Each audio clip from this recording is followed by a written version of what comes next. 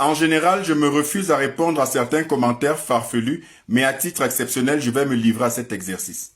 Il y a deux commentaires qui reviennent souvent sous mes publications lorsque je fustige l'impérialisme occidental et notamment français et que je mets en exergue les valeurs originelles africaines. Le premier, c'est celui qui consiste à dire que je critique la France et pourtant je parle français. Et le second pose la question de savoir pourquoi il y a tant d'Africains en France si l'Afrique est si merveilleuse qu'on le dit.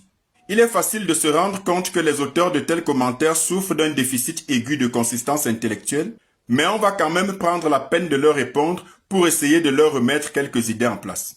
Pour faire simple, on va s'imaginer qu'on répond à une seule personne qui représente tous les auteurs de tels commentaires, et on va considérer qu'il s'agit d'un homme, puisque la plupart des commentaires un peu cons sont souvent tenus par les hommes, et on va dire qu'il s'agit d'un Français, puisque ces deux types de commentaires sont la plupart du temps tenus par des personnes d'origine française. Et on va lui donner un nom, on va l'appeler Ducon, Monsieur Ducon. Le premier commentaire qui revient souvent c'est « Tu critiques la France et pourtant tu parles français ». Premièrement, je m'exprime librement dans la langue dans laquelle je veux m'exprimer sans demander ton avis parce que j'en ai sûrement les capacités. Je me demande si on peut en dire autant de toi. Deuxièmement, sans les Africains qui ont libéré la France de l'occupation lors de la Seconde Guerre mondiale, tu parlerais allemand aujourd'hui, pareil pour tous les Français. Tu comprends donc, Ducon, que tu es très mal placé pour me dire si je dois parler français ou non, puisque c'est grâce à mes ancêtres que tu peux encore te targuer aujourd'hui de parler français. Et enfin, si je faisais mes vidéos dans ma langue maternelle, tu ne serais jamais venu commenter puisque tu n'aurais rien compris. Essaye de réfléchir un peu la prochaine fois avant de lancer des commentaires bidons, sinon tu vas finir par me faire croire que tu as un camembert à la place du cerveau. Et la seconde question qui revient souvent de la part d'illuminés français c'est « Si l'Afrique est si merveilleuse, pourquoi il y a tant d'Africains en France ?» Eh bien, une fois de plus, je vais me faire le plaisir de te répondre, monsieur Ducon. Sache que la France, telle que tu la connais aujourd'hui, n'aurait jamais existé sans l'Afrique. Va te renseigner auprès de Louis XIV, Napoléon Bonaparte et Charles de Gaulle pour savoir comment ils ont construit la France. La plupart des édifices qui font la fierté de la France aujourd'hui, et notamment de Paris, sont la conséquence directe du pillage, du plagiat et de la spoliation de l'Afrique depuis les périodes de l'esclavage et de la colonisation jusqu'à nos jours. La tour Eiffel a été construite avec l'argent issu du commerce des esclaves. Le château de Versailles et le palais de l'Élysée ont été construits non seulement avec l'argent issu du commerce des esclaves, mais également par des esclaves à main nue. L'obélisque de Luxor, qui trône fièrement en plein cœur de Paris, a été volé en 1830 en Égypte. Et non, il n'a pas été offert à la France par Méhémet Ali tel que te le racontent tes livres falsifiés d'histoire. Et la plupart des musées de France que tu visites avec fierté, qu'il s'agisse du Louvre ou du Quai Branly, regorgent de dizaines de milliers d'objets volés en Afrique pendant la colonisation, tout comme bon nombre de banques en France telles que la Société Générale ou la BNP, ont bâti leur fortune entre le XVIe et le XIXe siècle grâce aux produits de l'esclavage et de la traite négrière.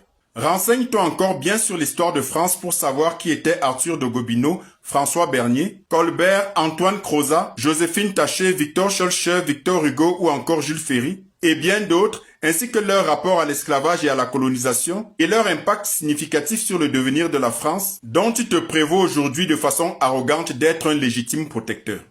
Antoine Crozat était l'homme le plus riche de France à l'époque de Louis XIV au XVIIe siècle, et probablement jusqu'à ce jour l'homme le plus riche de toute l'histoire de France. C'est à lui notamment que la France doit des infrastructures telles que le château de Versailles et le palais de l'Élysée, alors qu'il est établi que l'essentiel de sa fortune était tiré de la traite négrière et de la pratique de l'esclavage. Mais on doit également évoquer Joséphine Taché, la femme de Napoléon Bonaparte, qui était une esclavagiste patentée et assumée, et c'est grâce aux revenus plus qu'abondant de ce commerce criminel des esclaves que va être créée la Banque de France sous initiative de Napoléon Bonaparte. Rappelons que la quinzaine d'actionnaires privés de la Banque de France à sa création en 1800 étaient quasiment tous des esclavagistes. Et donc les fonds qui ont constitué le capital initial de la Banque de France, ainsi que les fonds qui ont suivi pour alimenter les comptes de la Banque de France tout au long de la période esclavagiste, trouvaient exclusivement leur source dans la traite négrière et la pratique de l'esclavage. Or, après la Révolution française de 1789 et le chaos économique et politique qui ont suivi,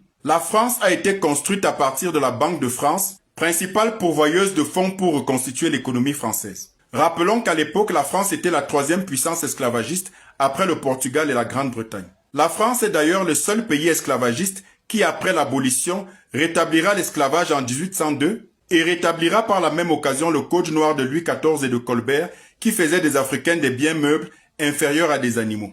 Ce qui n'allait pas empêcher Haïti de s'affranchir du joug esclavagiste français en 1803 grâce à la bataille de Vertières où l'armée française a été humiliée pour faire d'Haïti la toute première nation noire indépendante le 1er janvier 1804. Mais la France, dans ses relents viscéraux de prédateurs esclavagistes, non rassasiés d'avoir paupérisé les populations d'Haïti, par un pillage sauvage et ininterrompu depuis des décennies, imposera une dette aussi inique que criminelle à Haïti, comme pour punir Haïti d'avoir osé revendiquer et reconquérir leur liberté, laquelle dette sera si astronomique que Haïti mettra environ 100 ans pour la payer.